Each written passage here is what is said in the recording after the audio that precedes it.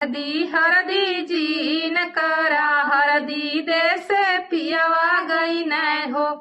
अरे ले आई है तीन थन गहनावा तीनों हो जाने बाटली हना। सस के लैना हरावा जेठानी के लैना मालावा।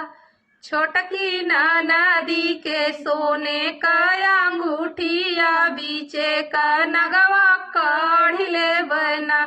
छोटकी नदी के सोने का अंगूठिया बीचे का नगवा काढ़ ले बना।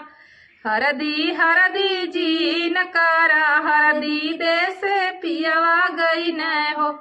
अरे ले आई न तीन ठे खाटियावा तीनों हो जाने बाटली हना। सस के लैना खटिया जेठानी के लैना माचिया।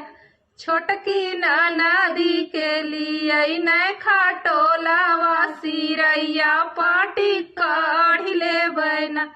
छोटकी नदी के लिए न खाटोलावा सिरैया पाटी काढ़ ले बना।